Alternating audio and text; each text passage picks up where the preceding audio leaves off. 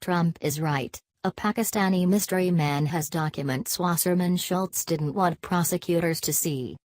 A key, if undercovered, aspect of the Pakistani mystery man story is that Imran Awan, the Pakistani-born IT aide of former DNC head Debbie Wasserman Schultz, took a laptop with username Rep DWS after he was banned from the House computer network for unauthorized access to data, and then left it in a phone booth with a letter to prosecutors. On Friday, President Donald Trump tweeted, "Just heard the campaign was sued by the obstructionist Democrats. This can be good news in that we will now counter for the DNC server that they refuse to give to the FBI, the Debbie Wasserman Schultz servers and documents held by the Pakistani mystery man and Clinton emails." Trump appears to have accurately identified a key issue with the Pakistani mystery man that comes straight from court documents. Lawyers for Pakistani-born Imran Awan currently have a copy of the contents of a laptop with the username Rep DWS. Wasserman Schultz wanted to block prosecutors from seeing what was on it. Imran's lawyers have attempted to set up a situation where it is up to Imran whether prosecutors can see the laptop, claiming attorney-client privilege. Other analysts say the laptop should be fair game for review. Each twist has increased the intrigue. On February 2, 2017, Imran was banned from the House computer network for making unauthorized access to congressional data, according to the House Inspector General. This happened not long after Wasserman Schultz was fired from the DNC after a cyber breach, yet she refused to fire Imran or even put him on paid leave, claiming that an IT aide didn't need to access the internet to do his job. Wasserman Schultz's refusal to fire him meant he had continued physical access to the congressional office buildings, even though all of his other part-time employers fired him and he knew there was an ongoing criminal investigation.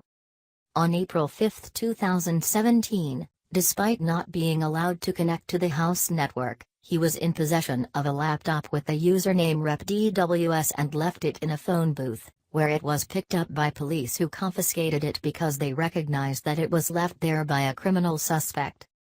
Let that sink in. A Pakistani IT aide, who had just been fired by all his other employers for being a suspected hacker, left a laptop with the username Rep DWS in a phone booth. The laptop was placed next to a letter to prosecutors. What it said is not publicly known.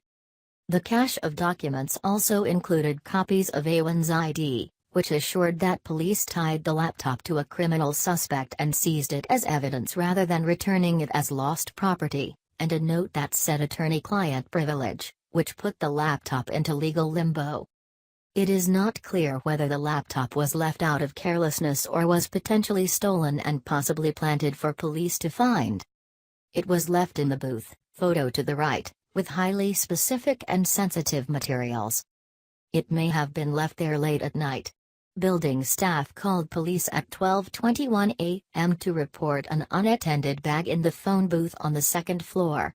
Imran's attorney said in court that it was snatched by police while he had stepped out of the phone booth to search for better reception. "What occurred is a backpack from my client was found. He was trying to get a better signal. There was a note that said attorney-client privilege and a hard drive."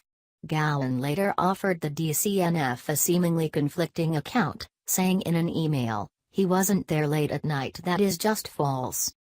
The phone booth is in the Rayburn House office building. Wasserman Schultz's office is in Longworth, a different building. When that didn't work, she escalated, raising the prospect of rearranging the Capitol Police's entire board to prevent Rita from being a voting member, and lamented that not all of the board's members were subject to oversight by her committee. Questioning Rita's boss, Sergeant-at-Arms Paul Irving, she said, "We have had jurisdictional issues and a challenging time conducting oversight because of the structure of the Capitol Police Board and their there being a inaudible line rather than a direct line to us in terms of being able to hold the board accountable.